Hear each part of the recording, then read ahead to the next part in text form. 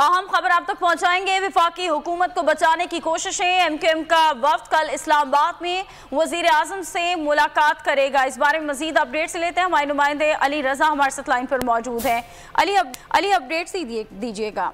जी बिल्कुल, जो वफ्द है वो कल वजीर आजम पाकिस्तान से जो है वो मुलाकात करेगा। खालिद मकबूल सिद्दीकी की सरबराही में वफ्द में फारूक अख्तर, हनीफ तैयब खानी और मुस्तफ़ा कमाल ने अभी जो ऐलान किया था और जैसी खबरें गर्दिश करने लगी कि इस्तीफे जो है वो मांग किए गए हैं। वफाकी हुकूमत से अलर्जी का जो है ऐलान का इम्कान जैसे ही ये खबरें आई उसके बाद मुतादिद जो रहनुमा हैं उन्होंने राब्ते किए हैं, जिसमें पाकिस्तान पीपल्स पार्टी की लीडरशिप आसिफ अली जरदारी, शहबाज शरीफ वज़ीर आज़म और दीगर जो लोग हैं उन्होंने भी राब्ते किए हैं और उनको यकीन दहानी चाहिए कि मामले को अफ़वाह मुतफ़ीन से हल करना है। ताहम जो है वो कल ये वफ्द जाए एमक्यूएम का। अभी गैर रस्मी गुफ्तगू भी जो साफियों से खालिद मकबूल सिद्दीकी ने बाद